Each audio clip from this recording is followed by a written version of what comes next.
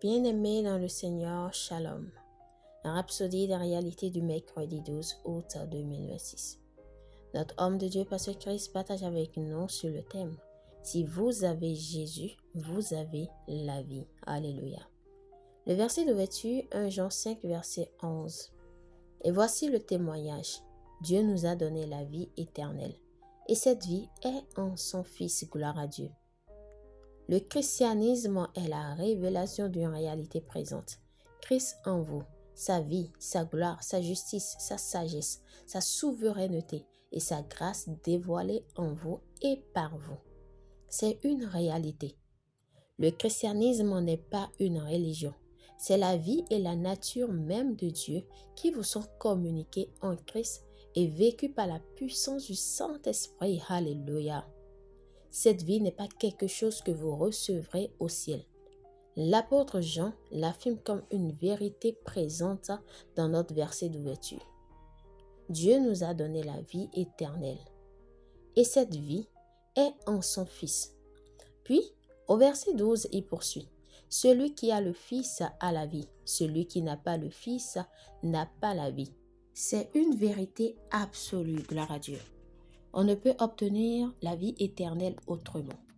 Si vous avez Jésus, vous la possédez. Lisez ces paroles dans Jean 17, verset 3. Or, la vie éternelle, c'est qu'ils te connaissent toi, le seul vrai Dieu, et celui que tu as envoyé, Jésus-Christ. Auparavant, dans Jean 5, verset 24, il avait déclaré « en vérité, je vous le dis, celui qui écoute ma parole et qui croit à celui qui m'a envoyé a la vie éternelle et ne vient point en jugement, mais il est passé de la mort à la vie. » Alléluia. Puis, au verset 26, il fit une déclaration des plus profondes, car comme le Père a la vie en lui-même, ainsi il a donné au Fils d'avoir la vie en lui-même.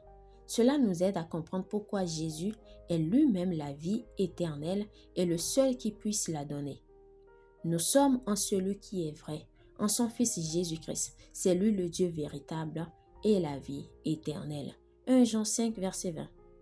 Souvenez-vous de ces paroles dans Jean 14, verset 6. « Je suis le chemin, la vérité et la vie. Nul ne vient au Père que par moi. » Étant né de nouveau, vous êtes venu au Père par Jésus-Christ et avez reçu sa vie. Par conséquent, soyez toujours conscients de sa vie divine en vous. 1 Jean 5, verset 13. Laissez cette conscience aller au-delà de la doctrine pour devenir une expérience vécue. La vie éternelle vous rend supérieur à Satan et aux limitations de ce monde. C'est pourquoi vous avez la capacité de vivre au-dessus du péché, de la maladie et de la mort et de vivre de Dieu au lieu d'essayer de l'atteindre. Gloire à Dieu. Alléluia. Priez. Cher Père, je te remercie pour la réalité de la vie éternelle en moi. Je ne vis pas par supposition, mais par la vérité de ta parole. Je marche dans la conscience de cette vie divine, exprimant ta nature et manifestant ta gloire, ta justice, ta grâce et ta vérité. Au nom puissant de Jésus, Amen. Pour une étude approfondie, nous lisons 1 Jean 5, verset 11 à 13, Colossiens 1, verset 26 à 27, 1 Jean 5, verset 20.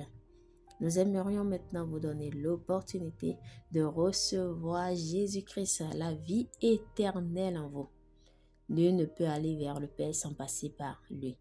Alors si vous croyez en l'œuvre de la croix, en ce qu'il est venu faire sur la terre, faites cette prière de tout votre cœur et de manière à vous entendre. Dites, ô Seigneur Dieu, je crois de tout mon cœur en Jésus-Christ, Fils du Dieu vivant.